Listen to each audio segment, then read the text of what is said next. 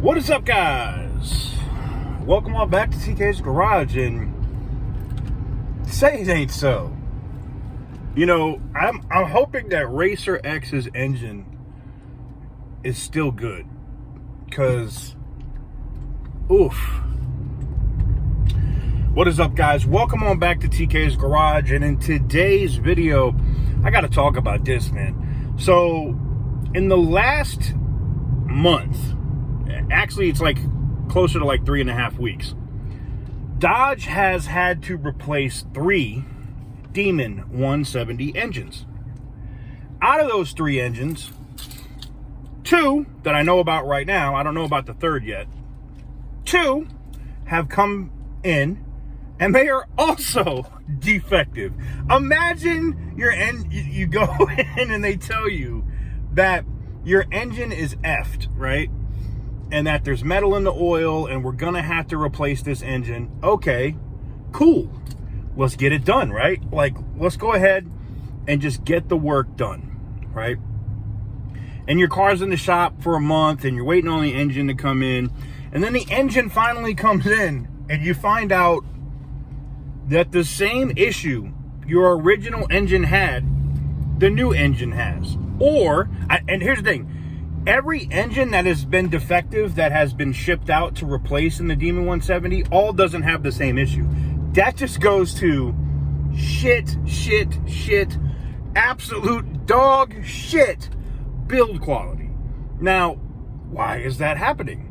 Well, wherever they're I don't know if they manufacture these Demon 170 engines in Mexico as well, but wherever they're manufacturing them, they clearly don't give a F about building these engines or making them correctly. So what I found extremely interesting is, what does Dodge do in this case? Well, in 2 of the cases, well, there's actually 4 that I know of.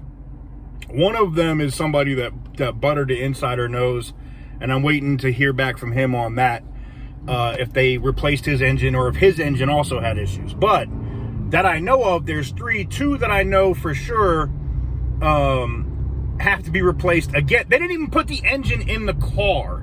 Like, they just went over it, made sure everything was there, and they found fatal defects in these engines.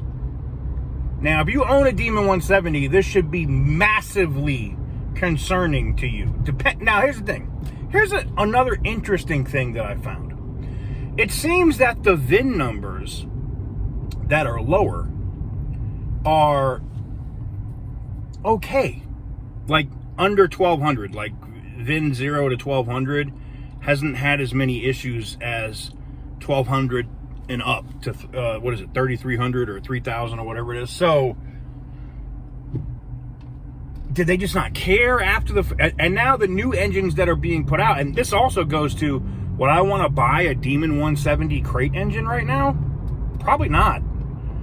I probably wouldn't, because if the replacement engines that they're sending out for these Demon 170s that had fatal engine flaws under warranty and they're having to replace them are that bad, then why would I want to buy a crate motor that's probably going to have the exact same build quality and same crap issues? You get what I'm saying? I thought this was just interesting. People are now starting to say that Demon 170 is cursed, but it's crazy because I know people that have these cars and drive them every day, take them to the track and beat the ever-loving dog shit out of them and have no issues. It's just a fact. And then I know guys that had them maybe like a month and was doing a whether it's Larry's car that blew up on the track, or the other guy that had the harmonic balancer issue that was driving and ended up getting T-boned after they replaced that engine. He goes out and drives and gets T-boned and his car gets totaled. Like, these cars, I feel like, are freaking cursed. Maybe I'm wrong. I don't know. I feel like the Demon 170 is cursed, man. Like, I don't know. I just couldn't see myself buying a Demon 170 crate motor right now. I couldn't see it. With everything that we know and everything that's gone on with this car, and those engines, no, not me. Let me know what you guys think in the comment section down below. Make sure to give the video a big thumbs up if you like what I do. Hit the subscribe button if you haven't already. And as always, stay petty, my friends.